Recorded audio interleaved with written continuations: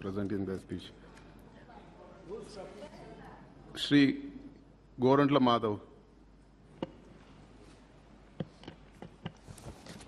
Thank you very much, Speaker sir, for giving me opportunity to address this House today and speak on such an important bill.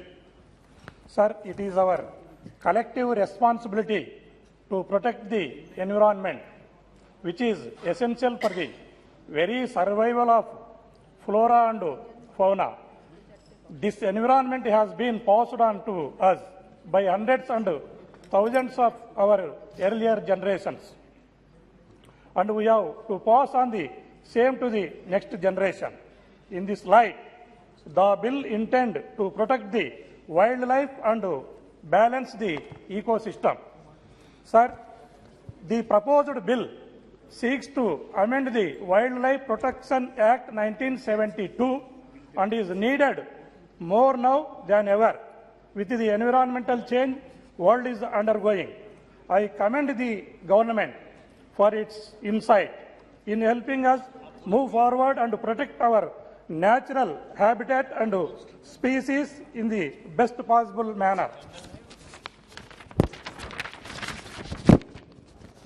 With regards to sites, I would like to begin by stating that India has a rich natural heritage, both in species and fauna, that has been exploited in the past.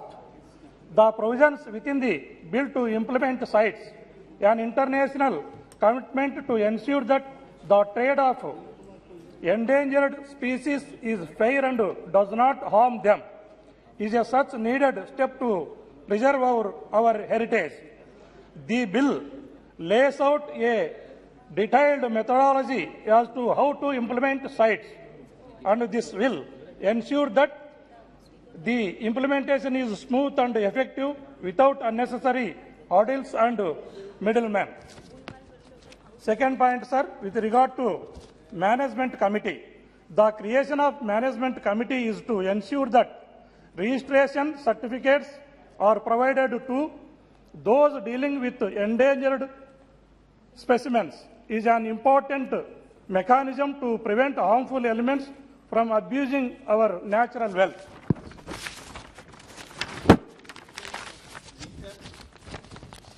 Such a step will ensure that whoever deals with a scheduled specimen report the details of the same to the government. Sir, the third point with regard to the appointment of the Chief Wildlife Warden. The appointment of the Chief Wildlife Warden will help preserve our sanctuaries better. The warden will serve as the voice of authority and make a single office responsible for efficient conservation, allowing the disposal of outdated administrative obstacles. Sir, additionally, allowing the appointment to be decided by states is an important step that respects the principles of the federalism this country was built on.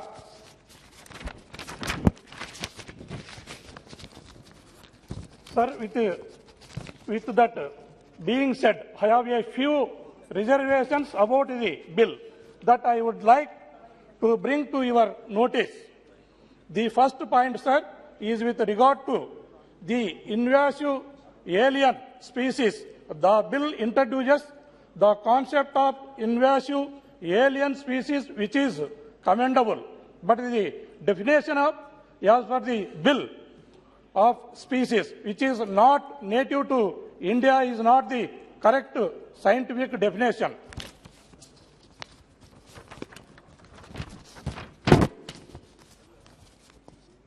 Sir, however, the bona fide use of this water should be recorded within the management plan of the sanctuary, as it is also used by wild animals and forms a habitat for fish. To ensure that the environmental ecosystem works in harmony, the record of the bona fide rights should be a legal necessity.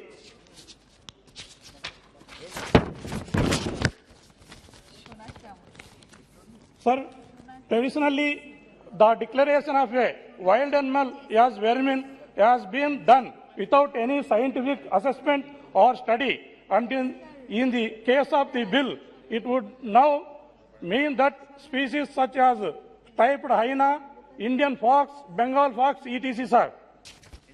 Sir, this would have far-reaching consequences for the environmental ecosystem, sir.